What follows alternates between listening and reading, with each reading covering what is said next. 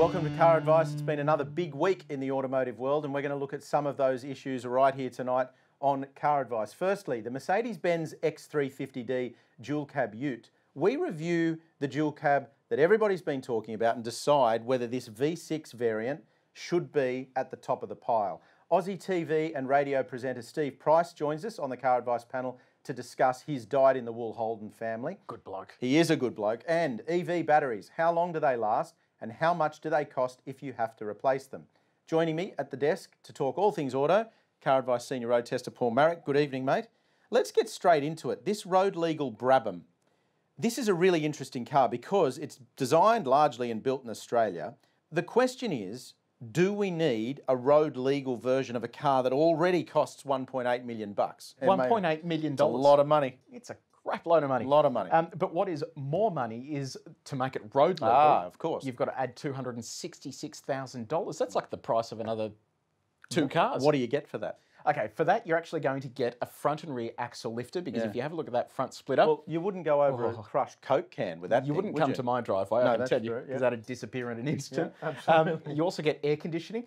And my favourite one in the press release was door locks. Oh, because, of course. At a racetrack, you don't have people who come and steal your race car. But on the road, you do. And a tighter turning circle as well, with more lock on the steering. That'll help with the reverse parking down at the local coffee shop. If you couldn't add more lock. So look, it is an incredible car, and it's a car that's been engineered in Australia. It's been tested all over Australian racetracks. It has a lot of Australian supplier input as well. And we're excited. It's a 5.4 litre V8, 522 kilowatts of power, 667 newton meters of torque. It's quick. It sounds cool as well. Yeah, it does sound awesome, looks awesome. Let us know though, advice@caradvice.com. Should this vehicle be modified for the road or should it stay just as a track-focused weapon?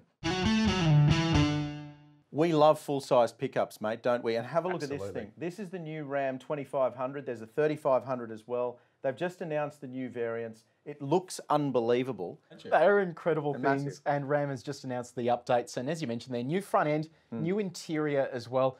I really love the interior of these. They've gone all high-tech, and even the front looks nice and mean. Incredible. Now, I mean, if you reckon you're king of the tradie site with your Ranger that tows 3.5 tonnes. Get a load of this into you, 15,921 kilos. That'll just about do it. Yeah, that'll just about do it. Think of that. It's huge. 15 tonnes. It's unbelievable. That'd be on the fifth wheel, which is the way that's set up, so custom tow setup. But it's incredibly capable, and that's what Americans use them for.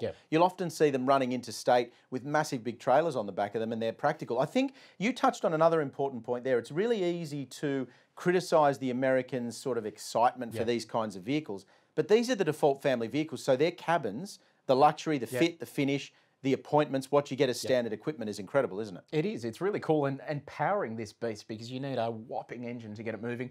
It's a 6.7 litre diesel, inline six only, a six-cylinder, 298 kilowatts of power. But get ready for this, 1,350 newton meters of torque. 1,350. And it's interesting that point you made. They went away, Ram went away from the V8 diesel to the inline six, whereas Chevy with the Silverado have stayed with the V8. Yeah, so it's interesting how much torque this thing makes. But I think it's fantastic. Yes, I know it's too big and it's oversized for Australia. It's fine. Mate, if I lived in America, I'd have one in a heartbeat. I love a one-dimensional comedy routine, Paul, and I'm going to pull out a line here that I've been using for the last few months on the show. Ford's just released the 2020 Explorer. Looks fantastic. Check it out. Do you know what the best news is for Australian consumers? It'd work great as a territory replacement? Not coming here, mate. You can't buy one. You won't be able to buy one. Why do you keep doing this, Ford? Well, they're killing us, aren't they? It is a great-looking car, and I don't know, Ford is doing some odd things at the moment. We get the Enduro, which they say is a replacement for the Territory, but if you ask me, it kind of isn't. Stupid name as well. I'd rather drive an Explorer than an Enduro. Exactly. The Range is on a new rear-wheel drive platform that's shared with the Lincoln Aviator, which is kind of cool. Two engine options to kick off, 2.3 litre EcoBoost, so similar to the Mustang engine, 223 kilowatts of power. Then a 3 litre EcoBoost, which is a turbocharged V6, 500 newton meters of torque out of that thing. And then they've got the ST line, which is their sporty one, and a hybrid. It really is the full package. It's efficient, it tows. They're using them as police cars in the States, yet Ford isn't doing them in right-hand drive. It's ridiculous.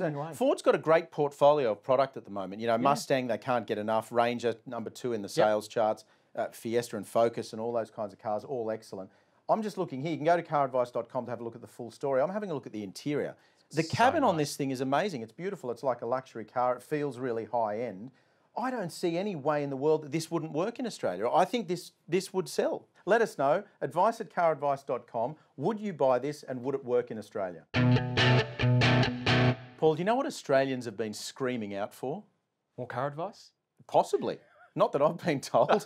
Possibly. But what they've been screaming out for is, believe it or not, another dual cab ute. Can you see my tongue in my cheek here? I'm being a little smart here. You know, if you'd have said to me 10 years ago, there'll be a dual cab ute on the market with a Mercedes-Benz badge on it, I would have said you're insane. Yep. With all due respect, I would have said you were completely insane. It wouldn't have made any sense whatsoever. And yet here we are, as you can see there, Mercedes-Benz dual cab ute. Not only have they done the platform sharing arrangement with Nissan, so it's common with Navara, but now we have this one, the X350D, which is a much more bespoke Mercedes-Benz product. First of all, before we get into the nitty-gritty, did we need it? Well, I'm going to add to the insanity because it starts at just over $74,000. Oh, yeah, great. Okay. And I just recently tested one that was $79,000 plus on-road costs. It is incredible amount of money. Okay, so do we need it? Well, much like anything in life, do we need it? If you want the glitz and the glamour, the Mercedes-Benz Ute is probably the one you're going to go for. But is it any good? That's the question. That's the question. Is it better with a V6? Yeah. That's the question. And look, we've taken a very good look at the Navara, which this is the same platform as, you know, especially without the V6 engine. You and I found when we tested the Navara extensively that it's probably not as much better or not as much ahead of the rest of the pack as it should be, because it's got the coil spring rear end against leaf spring rear end. Then that translated to the Mercedes-Benz, even though they'd done some work to it. I think, though, with this one, this is probably what Mercedes-Benz should have launched in Australia with. They should have come out first with their V6, with full-time all-wheel drive, their own gearbox, their own bespoke motor for this truck compared to all the other engines they were using, which were Nissan variants. I think this would have hit the market, even though it's expensive, and made an impact. I'll tell you why I know that's right, for a change. Yeah, I'm only right once a year. Because in 2018, the Mercedes-Benz X-Class had something like 0.9% market share. Very small. So it is virtually nothing, and had they have launched instead with a product that was highly differentiated from the Navara, I suspect they could have got a bit more of a runaway with it. Obviously, it would have been a much higher starting price, but then it would have eased people into the four-cylinder option. So let's have a look at the specs here. So 190 kilowatts of power from a turbocharged V6 diesel, but the impressive part is 550 newton meters of torque. So that's a lot. 0 to 100 k's an hour in 7.5 seconds. Now, people mistake this for being some, you know, colossal supercar of utes, but it's absolutely not. It's 7.5 seconds. I could think of a lot of cars that could be much quicker than this to 100 k's an hour. But where it is critically quicker is than all the four-cylinder utes. Correct. Which a lot of them are over 10 seconds to 100.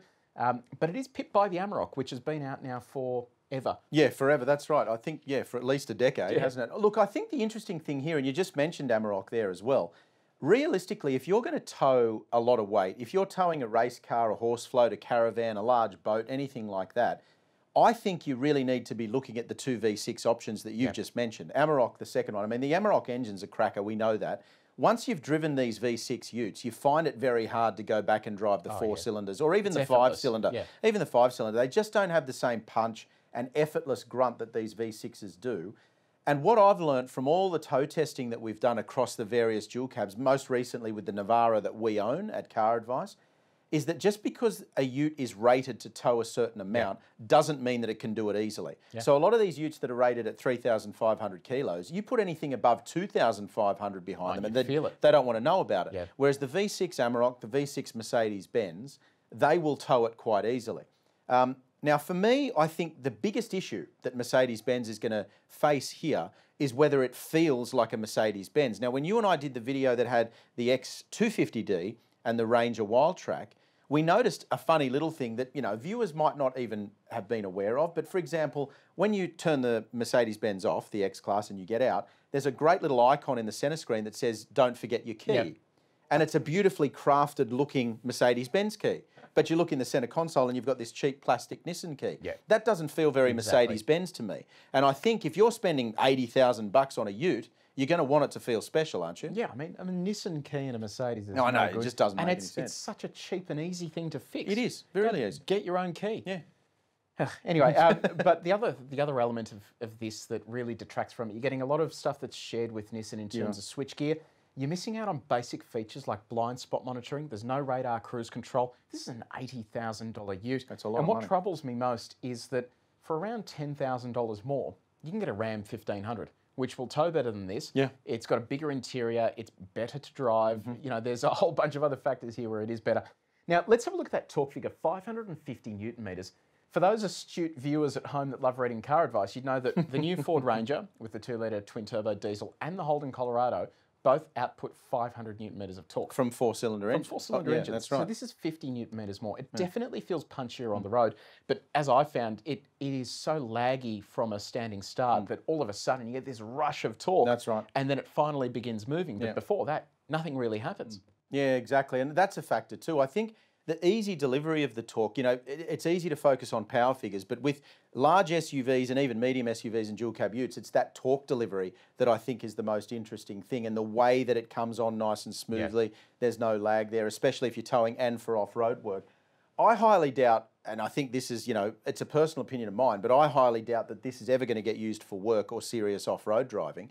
You know, this might be the foreman or the building site or the guy that owns the building company. He might be driving this to and from the site. He's not going to be using it to bash around for work because it's simply too expensive. Would you buy one? No. No, I think I'd be buying the Ram 1500. Well, the extra layer of issue here is that Volkswagen has now released the V6 Core, which is the entry level with the V6, for around $50,000. It's a lot cheaper. It is a lot cheaper. You're getting the same cracking engine. The interior is quite nice on the Amarok, despite its age. Yeah. So, look, I mean, if you are looking at something in this segment, we'd recommend sort of having a really good shop around. It's not so much the price that's the issue here, it's that it really doesn't deliver anything different. The interior is effectively the same as the X250D, which is much cheaper. And when Ford goes out to ask $75,000 for a Ranger Raptor, you're actually getting a really impressive truck there. So, I don't know, advice at caradvice.com. Would you spend your money on this? Did you spend your money on this? Is it what you expected? Let us know. Special guest joining us on the panel tonight, Paul, and I love having guests along because it means we can shift the workload over them, get them to do all the work for us, and we can just sit here. Our special guest tonight is from our radio show, the host of our radio show, Steve Price. Thank you for joining us. Thank you, Trent. Thank privilege you, to have you here, mate, and a privilege as well to put you under the microscope because you're always in charge. You're the boss.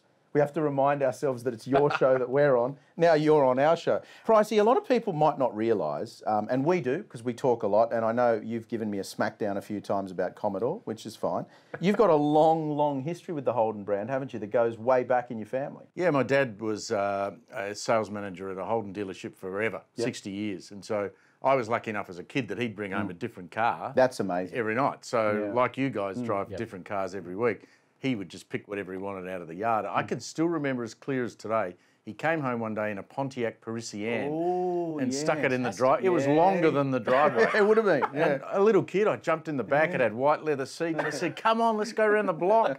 And so all the other kids are sitting there in, this fairly lower class Adelaide suburb. You'd be the epitome of how it runs in a family, that people have been involved with these brands. This is not someone that's worked, in a young sense, people chop and change jobs all the time. But you just said there, your dad, 60 years, he worked with that one brand, It goes a long way back, doesn't it? It was a religion. I mean, we talk about the Holden-Ford rivalry in V8s, but this was a religion. You either worked selling Holdens or you worked selling Fords. I mean, if Ford had offered him a job, he would have said, no way, because he thought their product was rubbish. And he thought the Holden product was fantastic. It hit Elizabeth hard. And I remember when Holden wrapped up production, we did a cruise over to Elizabeth. And it was a cruise around the streets of Elizabeth, and literally the entire cruise, which was kilometres long, was lined with people. And it gives me chills thinking about it. People were having barbecues in the street watching us drive past, and it takes a lot out of Australians when you take such a big industry away from us. And we are doing a lot of stuff now in manufacturing, but it's not like it used to. No, we lived there for a year, and when you look at the car that's sitting there behind me, some of those early cars from the '60s were beautiful pieces of machinery. I mean, they were dreadful to drive, but my first car was a $50 Holden FE. $50? Well, the old man got it cheap, clearly. It was a trade-in or something. But it was in this awful navy blue. And I got rid of that, and he traded me up to an EK, which was lime green with a black bonnet. Yes. Now, that was not that must have been customised. They wouldn't have produced it like that. Definitely not. But my favourite was my EH Premier wagon. They were amazing. They were a real 149 engine. Yeah, 149 or the 179. You had an automatic or a manual. wagon. Gee, you must have had money. I had a manual and it was a 1.4. No, mine was a manual. Mine was a manual as well. Mine was a manual as well. I think that what you're saying there is right. It's not so much just the jobs that we lose, but it's that expertise, isn't it? You know, all that machinery, manufacturing. Yeah. Well, I grew up in Adelaide, and so it was the heart and soul of that town. Yeah. I mean, you know, Holden, yes, fantastic. Yeah. Ford, yes. Just down the road from where I lived was Mitsubishi. That's right. They were making, and before that, they were making Valiant Chargers there. Our school's excursions were to the Mitsubishi plant. I mean, kids now go to Thailand. We went down the road to the local car shop. Yeah, exactly. That's true. You wanted to know before what price his first car was, or favourite car. He's told us his first car. You drive at the moment a sports car and a four-wheel drive. What has been your favourite car? Well, in terms of engineering, I think the 911 Porsche is something, and it's an old one. It's not new. It's 10 years old. But every time you get in that car and you close the door and you start it up, it just feels like it's never going to break down. It's a solid piece of machinery. And when you put it into sport and you get into, you know, 5th, 6th gear, it's just a beautiful car to drive. I really like that. Was it an aspirational car? 911s for me have always been an aspirational car. You know, when you're young, you want to own one. Was it always like that for you, or did you drive one and just go, wow, this thing's amazing? I like the shape. Yeah, the style. And the thing about those 911s, I would never buy one with a soft top. Yeah, because I think they always look better with a hard top. So I love that car. Currently, I'm driving Mercedes, and I've got an E300 convertible. That's a nice car. And the technology in those things, crazy. You know, you could drive, as you and I, we've all talked about, you could drive that with your hands off the steering wheel. Yeah, exactly. Well, what do you think about technology? We're moving towards an age where cars are driving themselves. Do you think it's a good thing or a bad thing that at one point we're not going to have any control over what the car does? It'll be good. I mean, that new A-Class Mercedes, for example, it's unbelievable. where you just talk to it. You say, take me to the pizza shop. I mean, you're going to end up fat with these cars because you're going to go on the way home, please take me to the local kebab shop. That's where you're going to end up. Yeah, exactly. Well, recently you've gone through and bought cars for your kids. You've got daughters. What's important now when buying a new car? I bought 2 Hyundai i30s, second-hand. And I think the Koreans are doing fantastic. They're amazing, aren't they? So it's safety. I talk to you guys about that all the time. Yeah. I just want them to be safe. You know, the Koreans have come such a long way. And even if you go back 10 years, if you told someone that, you know, this XL is going to spawn a generation of cars that are safe, modern, fast in the i30N's case, you'd laugh at them. But they have really dedicated to that scheme. What Pricey said then is the message. You know, we say on the radio show all the time, you buy the newest car that you can afford, especially if you're putting young people in them. You know, as adults, we can take the risk. I mean, I ride a motorcycle, you ride a scooter. We choose to take that risk. But when you're putting kids into a new car, when they're first-time drivers, I think you buy the most. The advice is if you can't buy a car that's safe, let them drive your car. Exactly. That's what you have to do, and it might be a punish for you. But if you're going to have a car that doesn't have that safe, you drive it. Don't put young teenage kids, boys or girls, into a car like that. You've got to get them safety. Absolutely. Pricey, thank you for joining us, mate. It's been a real pleasure having you here. Let's do it again. Love to. I've enjoyed you being the guest and not the host. Me too. It's hard work, isn't it? It is, absolutely. Plenty of great correspondence from the viewers this week, mate. And starting us off is a really interesting one about medium SUVs and towing. So let's have a look at that one. Thanks for the email, Ray. So Ray's wife has a manual i30 that's about 10 years old. He's looking to update it. He wants something that he might be able to tow with in the future with something small like a camper trailer. He's looked at cars like Tucson Sportage but thinks they might struggle a little, would prefer petrol over diesel, and wants to know whether a bigger engine is better. Any advice would be greatly appreciated. Yeah, look, generally, I mean, we've just spoken about V6 utes. Generally, a bigger engine is better, yes, especially if you're towing. But there are caveats to that. A bigger petrol engine that makes less torque than a smaller diesel engine, not necessarily better. If you're towing a lot, yes, absolutely, a bigger engine will make a bit of difference. Diesel's obviously more appealing if you're driving a lot of kilometres, touring, doing long distances. So for me, in short, yes, a bigger engine would be better. What would we recommend in that segment, though, really? Well, he has asked about the RAV4, and the good thing is that this is a brand new car on a brand new platform. It's also now offered with Toyota's 5-year warranty. That'll be in Australia soon. We don't have pricing and specs just yet, but that's a great one to keep an eye out for. But I'm going to refer to one that is completely underrated in this segment, I reckon, and it's the Holden Equinox. Oh, we like that. With the 2-litre petrol and also with all-wheel drive. So that'll meet your criteria for towing. The 2-litre turbo petrol is a cracker of an engine. It's quite efficient, really good and punchy. The car itself is quite big. And as you move up that spec range, it comes with stacks of technology too. So. It does. We get asked a lot, just on that topic of medium SUVs, we get asked a lot, you know, about towing. And a lot of people are towing smaller boats, jet skis, camper trailers, things like that. To be honest, I don't think you really want to be trying to get in and out of a boat ramp, a wet boat ramp with front-wheel drive. I think you want all-wheel drive in that scenario. And also, too, these medium SUVs will struggle with a camper trailer. I know it's easy to think that a camper trailer is quite small compared to something like a full-size caravan. It's only little. Yeah, it's only little. But you hook one up to a medium SUV and it quickly starts to look bigger than the vehicle in front of it. It can actually look quite big. So I think that's absolutely worth considering. I think looking at a larger platform sometimes helps. And then also what we said about the larger engine can often be an option to move into something bigger, can't it? More and more, we're getting correspondence about electric vehicles, and it makes sense. You know, we've got some long-term electric vehicles in the fleet that you can read about at caradvice.com. It's becoming a real point of conversation for buyers because people are starting to consider whether they should be looking at an electric vehicle. We've got a multi-part question here with some really good stuff in it, so let's go through it one by one. Thank you for the email, Tony from Anglesey, beautiful part of the world. Not Tony that works with us, is it? No, different Tony. Okay. There's a few questions about EVs that haven't been addressed yet, so Tony's run through a few of them here. How many batteries are needed in an average EV? Well, that depends entirely on the EV. It's like saying how big is a fuel tank in a car with an internal combustion engine. That's right. Well, it depends how big you want to make it. So the bigger the battery, the bigger the range. So if you look at something like a Tesla P100D, a Model S, for example, it's 100 kilowatt hours worth of batteries. And they vary in size. They use little cells that join together. And also, too, it's worth considering, Tony, that a manufacturer will fit as many batteries into the platform as they possibly can because obviously they're all searching for range. They want vehicles that will travel further on a single charge. So the more batteries they can get into that platform, the more they'll use. But there's a penalty for that, There is weight.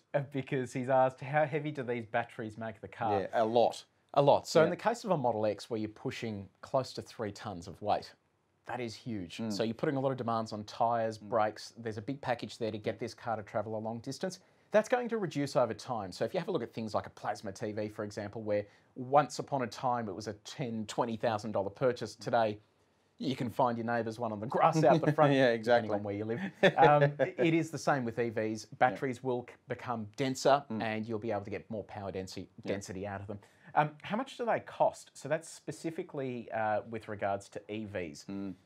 It depends. It depends. This is a really interesting one, Tony. We spoke to the head of electric vehicles for BMW, and what they've done is they've locked in the price of all the exotic materials that go into a battery for the next 10 years, I think they said. So things like cobalt and lithium that go into the manufacture of these batteries. The reality is that the price premium you see between a conventional internal combustion engine and an EV is going to stay where it is for that period of time because those materials are not going to get cheaper. So where an internal combustion engine, a small 4-cylinder, for example, costs BMW something like 1,600 euros alone, that's how cheap it is, that battery pack to give you a 400 or 500 kilometre range can cost anywhere up to 7,000 or 8,000 euros. So you're going to have that price difference between two similar cars, but one's internal combustion and one's electric for the foreseeable future. It's not going to change. And in terms of entry prices, Hyundai's announced Ioniq pricing at $44,000. Very competitive. Which is extremely competitive. Yep. So we are seeing a shift towards more affordable EVs. So as they start rolling out onto the market, the concept of a $100,000 Tesla is going to become less and less relevant to the average punter as well, which is good news.